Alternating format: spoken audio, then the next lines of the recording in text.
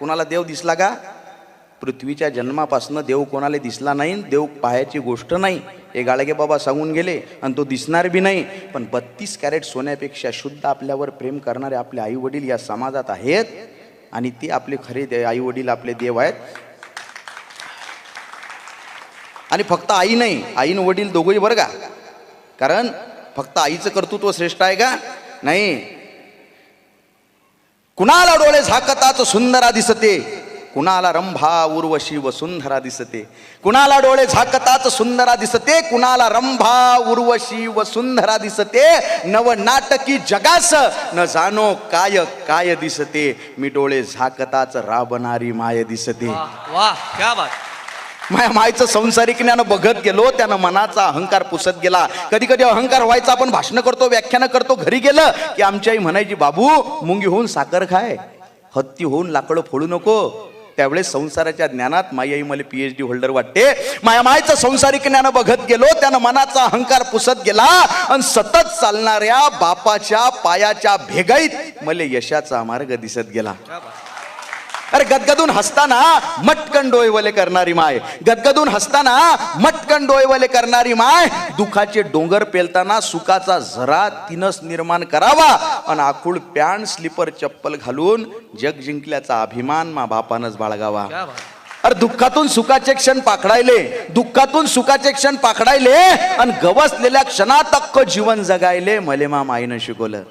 दुःखातून सुखाचे क्षण पाखडायले आणि गवसलेल्या क्षणात अख्खं जीवन जगायले मले मा मायनं शिकवलं. आणि 40 रुपयाचं फाटकं बनेन घालून करोडो रुपयाची इज्जत कशी कमवाव हे मले मा बापानं शिकवलं. 40 रुपयाचं फाटकं बनेन घालून करोडो रुपयाची इज्जत कशी कमवाव हे मले मा बापानं शिकवलं. 5-50 हजार कधी मोजले नाही. एका दमाच्या हातानं मा बापाच्या मले संकटातून सावरण्याची ताकद त्या हातात आहे. मला संकटातून सावरण्याची ताकद त्या हातात आहे. ते सारेगमप भूपाळी भैरवी कशासोबत खातात नाही माहिती आमच्या आईला, पण तिनं गायलेल्या प्रत्येक रागात मला झोपवण्याची ताकद आहे. तिनं गायलेल्या प्रत्येक रागात मला झोपवण्याची ताकद आहे. भगवद्गीतेचा आणि मामाईचा कधी संबंध आला नाही. भगवद्गीतेचा आणि मामाईचा कधी संबंध आला नाही. पण कर्मण्यवाधिकार असते हा श्लोक ती दररोज जगते. कर्म करा, फळाची आशा करू नका. भगवद्गीतेचा आणि मामाईचा कधी संबंध आला नाही, पण कर्मण्यवाधिकार असते हा श्लोक ती दररोज जगते. आणि कोण म्हणते माणूस नशिबाच्या मागे लागते, मा बाप उठल्यापासून नशीब बदलवण्यासाठी जगते आणि हे बावळट नशीब दररोज त्याच्या मागे लागते. कोणी म्हणे मा बाप आमदार आहे, कोणी म्हणे मा बाप खासदार आहे, कोणी म्हणे मा बाप जहागीरदार आहे. कोणी म्हणे मा बाप आमदार आहे, कोणी म्हणे मा बाप खासदार आहे, कोणी म्हणे मा बाप जहागीरदार आहे. छाती फुटेपर्यंत हा पठ्ठ्या सांगत असतो मा बाप इमानदार आहे. हा बाप इमानदार आहे. मानलं रे, मानलं की आमचा बाप आम्हाला गरिबीनं पोचतो, पण आम्हालाच माहित आहे तो त्याच्यासाठी काय काय सोसतो. असतील लखोपती करोडपती लोक या जगात, पण हसून दाखवा आनंदात जसा मा बाप दुःखात हसतो. हसून दाखवा आनंदात जसा मा बाप दुःखात हसतो. कितीतरी सुंदर चेहरे हजारो नजारे पाहिले असतील काळवणलेल्या डोळ्यानं मा मायच्या, पण घमंड आहे मले की आजही माझा चेहरा तिला जगात सगळ्यात सुंदर दिसतो. भाऊ मातीचं घर, मातीचं अंगण, मातीची चूल, अख्खा आयुष्य मा माईनं मातीतच कालवलं.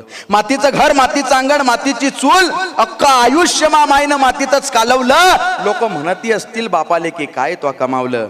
अरे कमावील कसा, अख्खा आयुष्य मा बापानं माणूस बनण्यातच घालवलं. शेवटी नामजप करायले, पूजा अर्चा करायले येळच नाही मा मायले.